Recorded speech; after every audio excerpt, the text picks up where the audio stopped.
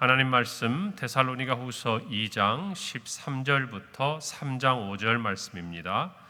신약성경 335페이지 데살로니가 후서 2장 13절부터 3장 5절의 말씀, 제가 봉독하고 마지막 절 합독하겠습니다.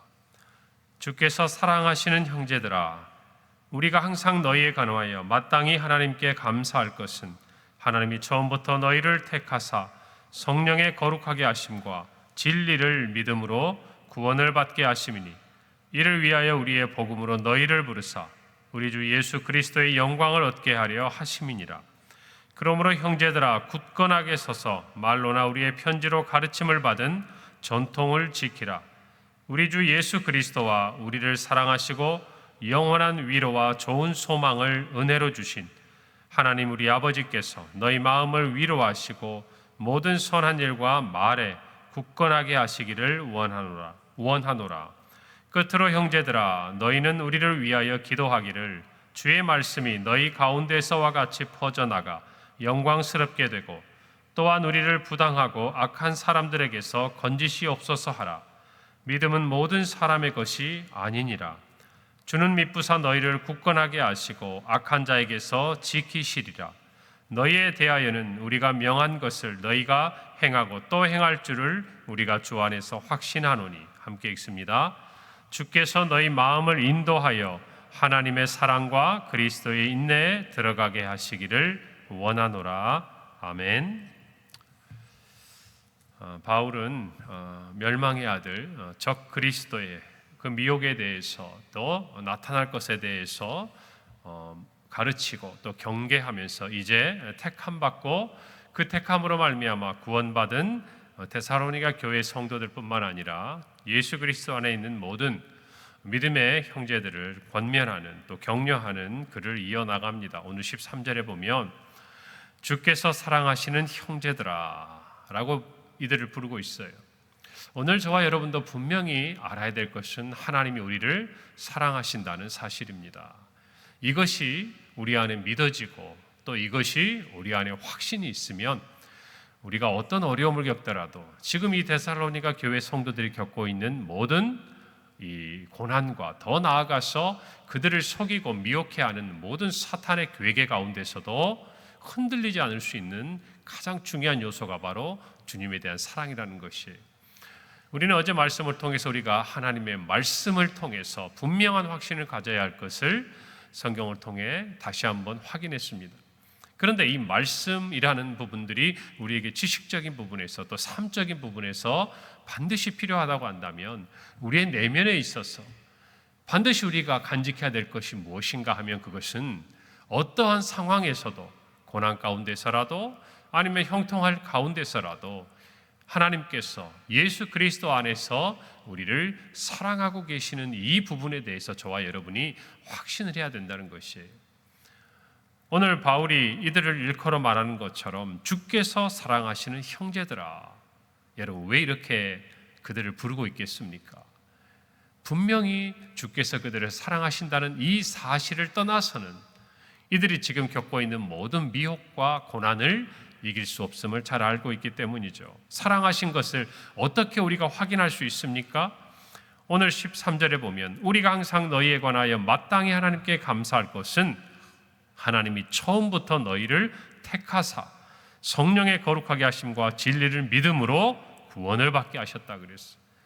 우리의 모든 구원은 하나님의 은혜로 시작합니다. 에베소 2장 8절 9절의 말씀처럼 너희가 그 은혜에 의하여 믿음으로 말미암아 구원을 받았다. 분명한 고백이죠. 하나님께서 왜 우리를 사랑하시는가, 어떻게 우리를 사랑하시는가 확인하는 가장 분명한 사실은 저와 여러분이 하나님께서 예수 그리스도 안에서 우리를 택하시고 또 그 안에서 우리를 거룩하고 흠이 없게 하시려고 우리를 창세전부터 택하셨다는 이 사도 바울의 일관된 고백, 에베소서 1장 4절에서 5절 말씀과 같이, 그리고 에베소서 2장 8절의 9절의 말씀과 같이 하나님께서 우리를 믿음을 갖게 하시고 구원을 얻게 하셨다라는 이 단계를 저와 여러분이 분명히 지나 이 자리에 있다는 걸 아셔야 돼요.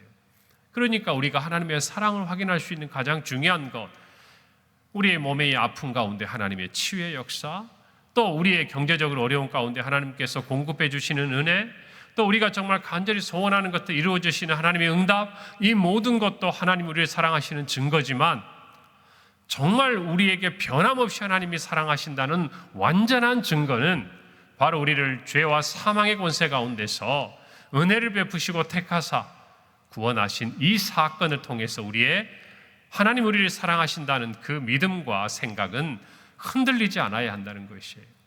그래 오늘 이 새벽에 저와 여러분이 하나님의 구원받은 자로 나와 있는 이 사실 하나만으로도 우리는 하나님이 여전히 우리를 사랑하고 계신다는 이 믿음을 흔들리지 않고 가지고 있어야 된다는 것입니다.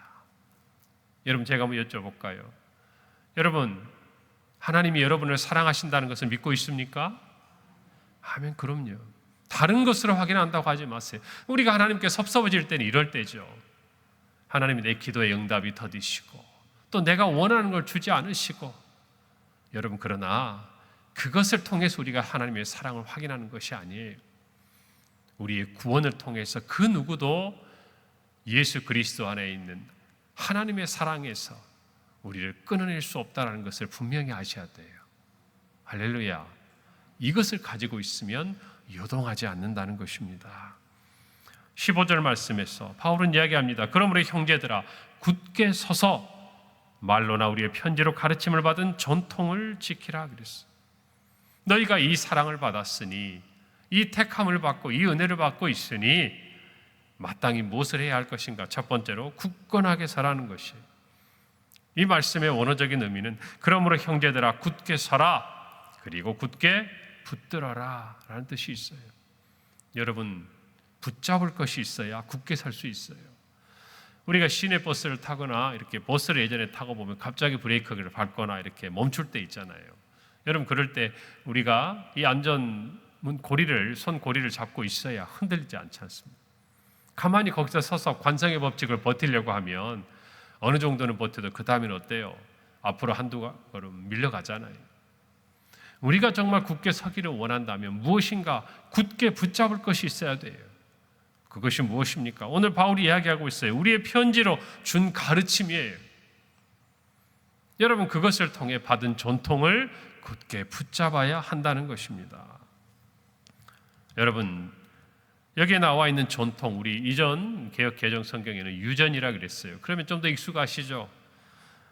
여러분, 넘겨주다라는 단어에서 유래된 이 말은 신약 성경에 보면 랍비나 장로들, 또 그들의 조상들이 전해준 유전, 즉 전승을 의미할 때 사용되었고, 바울의 서신에서 보면 복음의 전승을 의미합니다. 이거는 무슨 말입니까? 물려받았다는 것이에요. 전해받았다는 것입니다. 무슨 말이냐면 예수님께서 가르치신 이 복음의 진리가 누구에게 먼저는 사도들, 제자들을 통해서, 그리고 그 제자들을 통해서 그 당시에 모든 성도들에게 전해졌다라는 것이에요. 그 전통을 지키라는 것이에요. 다른 것이 아니에요. 장로들의 유전, 이전의 랍비들의 유전, 그것과는 비교할 수 없는 예수 그리스도께서 직접 가르쳐 주시고 전해 주신 이 복음의 전통을 지키라는 것입니다. 할렐루야. 그래서 저와 여러분은 하나님의 사랑과 예수님의 말씀, 그것들을 붙잡아야 된다는 것입니다. 오늘 저와 여러분이 이 사실을 분명히 깨닫기를 바랍니다. 우리의 삶에 이 말씀을 붙들어야 돼요. 예수 그리스도께서 우리에게 알게 하신 하나님의 사랑을 붙들어야 돼요. 그래야 요동하지 않고 저와 여러분이 흔들리지 않고 굳건할 수 있음을 분명히 깨닫고, 이 삶 가운데서 저와 여러분의 삶에 그 어떤 어려움과 고난이 있더라도 굳건하게 서서 흔들리지 않기를 바랍니다. 바울은 계속 이야기해요. 데살로니가 전후서를 통해서 굳건하게 살아, 굳건하게 살아. 왜요? 흔들기 때문에 그래요. 저와 여러분도 마찬가지예요. 신앙을 가지고 즐겁죠, 행복하죠. 하나님의 은혜를 받고 온 세상에 하나님의 사랑이 다 나에게 있는 것 같잖아요. 그런데 그것이 얼마나 갑니까? 흔들려요. 무엇에 흔들립니까? 우리의 세상의 삶 가운데 조금의 고난을 당하거나, 또 하나님이 정말 내 기도에 응답해 주지 않거나, 무엇인가 상처를 받고 어려움을 겪고 나면 흔들리기 마련이라는 것이, 미혹해하는 것들, 하나님의 사랑을 의심하게 하는 모든 원수의 그 미혹 가운데서 우리가 흔들릴 수 있는 거예요. 여러분 굳건하시기를 바랍니다. 그것이 믿음이에요. 오늘 16절 17절에 보면 우리 주 예수 그리스도와 우리를 사랑하시고 영원한 위로와 좋은 소망을 은혜로 주신 하나님 우리 아버지께서 라고 이야기합니다. 우리를 사랑하시고 그뿐만 아니라 영원한 위로를 주신다는 거예요. 무슨 말이에요? 순간의 위로, 이 세상의 위로, 그런 것과는 비교할 수 없는 영원한 위로를 주신다는 거예요. 우리의 영원한 위로는 어디에 있습니까? 예수 그리스도 은혜 안에 있는 것이, 예수 그리스도의 십자가가 저와 여러분을 영원히 위로하는 거예요. 여러분 다른 것으로 위로를 얻지 마세요.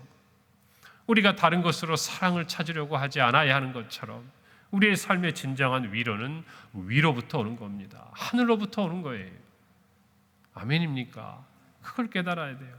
이 세상의 어떤 것들을 하나님이 채워주시고 응답해 주심도 우리에게는 큰 위로가 됩니다. 그러나 그것들은 순간이에요. 지나가는 것들이에요. 정말 우리에게 주님이 주시는 위로는 그저 우리의 상황과 어떠한 처지에 따라서 변화되는 그런 위로가 아니에요. 한결같은 위로예요. 어떠한 상황에서도 예수 그리스도의 십자가 그 은혜는 우리를 위로하시는 거예요. 할렐루야. 이걸 잊지 말아야 돼요. 그래서 여러분이 지치고 힘들고 여러분의 마음의 위로가 필요하다면 여러분 예수 그리스도의 십자가를 바라보세요. 예수 그리스도의 십자가를 묵상하세요. 예수 그리스도의 그 십자가의 은혜를 생각하세요. 그럴 때 우리의 마음에 그 어떤 것과 비교할 수 없는 위로, 그리고 이 땅에 그치는 것이 아니라 영원한 위로가 우리 안에 있음을 믿으시기를 간절히 바랍니다. 오늘 하루를 지나가면서 여러분 힘들고 어려운 일이 있거든 십자가를 생각하시고 묵상하시기를 바랍니다. 거기서 그치는 것이 아니죠. 좋은 소망을 주시는 거예요. 골로새서 1장 27절에 하나님이 그들로 하여금 이 비밀의 영광이 이방인 가운데 얼마나 풍성한지를 알게 하려 하심이라. 이 비밀은 너희 안에 계신 그리스도시니 곧 영광의 소망이다 그랬어요. 여러분 우리 안에 사랑도 그리스도 안에서, 우리 안에 위로도 예수 그리스도의 십자가로, 우리 안에 좋은 소망도 예수 그리스도의 재림의 그 영광으로 우리 안에 허락됐다는 것을 기억하셔야 합니다. 여러분 가장 좋은 걸 주신 거예요. 자기 아들을 주신 거예요. 로마서 8장의 말씀처럼 자기 아들을 아끼지 않고 내어주시니까 우리에게 무엇을 아끼겠느냐는 이 말은 하나님이 우리를 어떻게 사랑하시고 어떻게 위로하시고 어떤 소망을 주셨는지를 우리로 깨닫게 하시는 말씀이에요. 할렐루야. 우리 찬양의 가사처럼 주 예수보다도 귀한 것은 없네. 왜 그렇습니까? 그것이 우리를 향한 하나님의 사랑이요 위로요 소망이 되기 때문입니다. 이 말씀을 마음에 새기고 오늘 하루 예수 그리스도 안에서 주님과 동행하는 귀한 한 날이 되시기를 바랍니다. 오늘 데살로니가후서 3장 1절 2절에 보니까 끝으로 형제들아 너희는 우리를 위하여 기도하기를 주의 말씀이 너희 가운데서와 같이 퍼져나가 영광스럽게 되고 또한 우리를 부당하고 악한 사람들에게서 건지시옵소서 하라. 고린도에서 데살로니가 교회의 모든 상황을 듣고 있던 그 바울도 선교의 그 현장이 녹록지 않았어요. 어려웠어요. 고난 가운데 있었습니다. 마지막으로 사도 바울은 이야기합니다. 너희는 우리를 위하여 기도하라 그랬어요. 여러분 교회는요 기도의 공동체입니다. 바울이 비록 그들에게 복음을 전하고 그들에게 예수 그리스도께 받은 그 가르침을 가르치는 정말 이방인의 사도요 또 스승의 위치에서 목회자의 위치에서 그들을 대하고 있지만 이 마지막 한마디 끝으로 너희는 우리를 위해서 기도하라. 여러분 교회는요 그런 관계여야 돼요. 목회자는 성도들을 위해 기도하고 성도들은 목회자를 위해 또한 기도하고 교사는 학생들을 위해 기도하고 학생들도 자기들을 섬기는 그 아름다운 교사들을 위해서 기도하고 구역장은 구역원을 구역원은 구역장을 또한 지체 간에 서로가 오래 믿은 자는 새롭게 믿음을 시작한 사람을 새롭게 믿음을 시작한 사람도 오래 믿은 지체들을 주변에 있는 모든 사람과 더불어 기도하는 공동체가 되어야 하는 것입니다. 할렐루야. 여러분, 교회는요, 일방적인 관계가 없어요. 목회자만 여러분을 섬기는 게 아니에요. 여러분도 목회자를 섬길 수 있는 방법들이 성경 안에, 공동체 안에 얼마든지 있어요.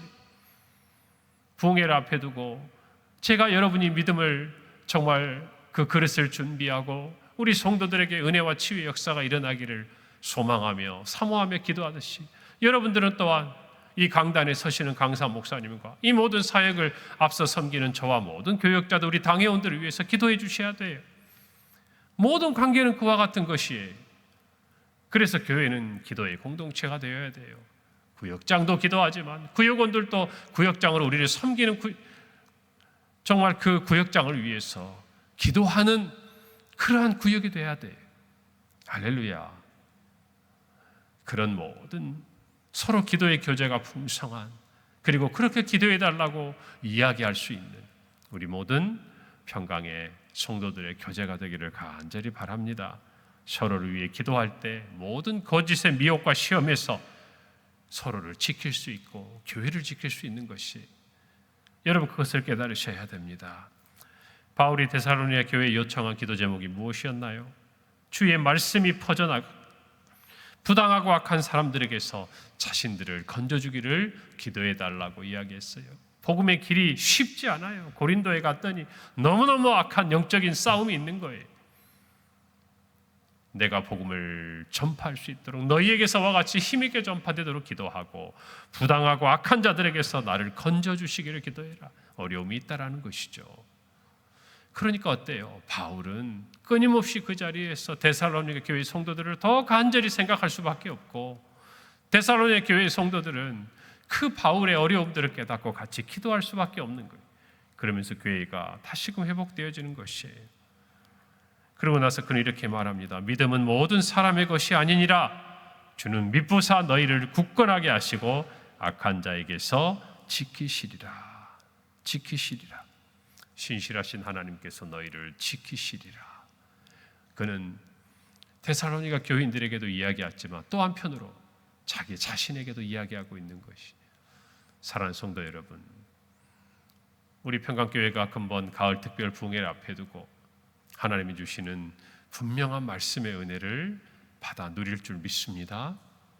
이른 비와 늦은 비의 은혜가 물 붓듯이 부어 내릴 줄 믿습니다. 여러분 그 말씀의 은혜를 간직하시기를 바랍니다. 그리고 더 나아가서 하나님이 여러분을 어떻게 사랑하셨는지, 또 어떻게 위로하시고 어떻게 소망을 주시는지 다른 걸로 확인하지 마세요. 구원의 감격, 십자가의 은혜를 회복하세요. 그러면 우리의 삶의 모든 어려움들이 다시 보이는 거예요. 그 안에 하나님이 어떻게 우리를 위로하시고 사랑하시고 소망을 주시는지를 깨닫게 되는 것이에요. 여러분 그럴 때 우리 안에 놓인 문제들이요, 이전과는 다르게 보일 거예요. 그것이 진정한 은혜예요. 뛰어넘게 돼요. 그리고 하나님의 은혜로 그 문제를 해결받게 돼요. 우리 모두가 그 은혜에 정말 큰 하나님의 사랑을 깨닫는 금번 가을 특별 부흥회가 되고, 특별히 새벽에 나오신 모든 분들은 그 은혜의 주인공이 되시기를 간절히 바랍니다. 기도하겠습니다. 하나님 은혜를 감사합니다.